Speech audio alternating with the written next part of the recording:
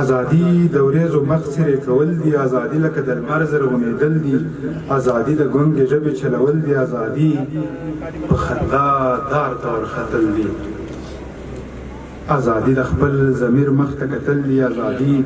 د خپل احساس ژوندي ساتل دي، ازادي د جاهل دور وژنه، ازادي د ورېځو وژنه دي جانانه.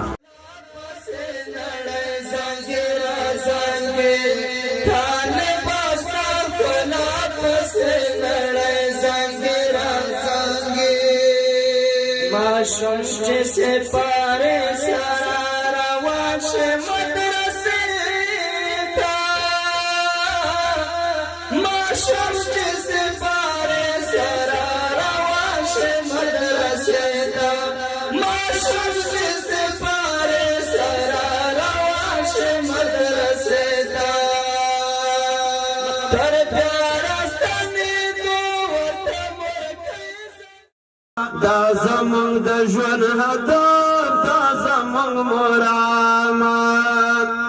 را په تقایم لري د خپلی نظامات، دا زمونږ د ژوند هدف، دا زمونږ مرامات، دا زمونږ د ژوند هدف، دا زمونږ مرامات.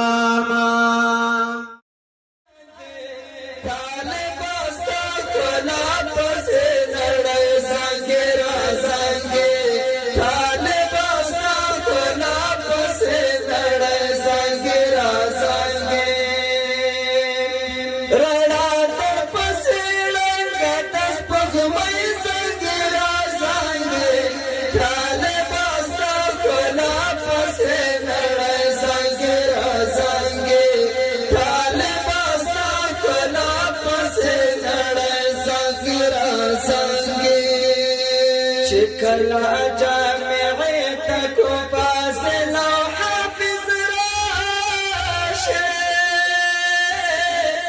چی کلا جامعی تکو فاصل و حافظ راشه، چی کلا جامعی تکو فاصل. چې کله حکومت و نظام راځي، چا چې په نظام کې قرباني ورکړې، تکلیف یې تېر کړی، ولسونو رعایت زحمت تېر کړی،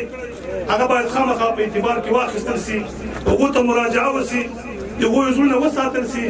تر څو د نظام پایې محکمې سي، ستنې ټینګې سي او نظام خلک د نظام په صفت باندې هغه وپېژني. دې نظام کسان چې دي واقعداران، اکثر علما، اکثر د سنګر خلک، مجاهدین، ولس ورسره د ولس د مراجعه، د ولس خبره اورېدل، هغسې نظام نه ده لکه څنګه چې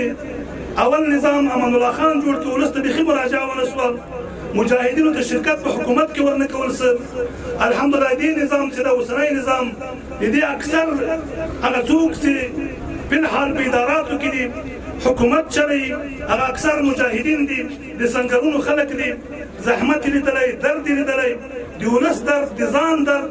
د اسلام درد، د شریعت هغه درد، هغه ټول هغه حس کولی شي، احساسوي. اسلامي امارت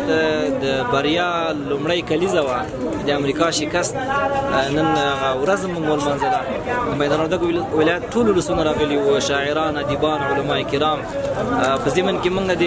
ورزش د برخې نمایشات ترسره کړل چې ډېر په زړه پورې وه. نظامي برخه کې نمایشات درلودله، نو دغه غونډه تاسې هم ولیدل، مشاهده هم کړه، ډېره خوندوره وه، ډېرو خلکو خوند ترېنه واخیسته. الله تعالی داسې ورځې ډېرې راوړي.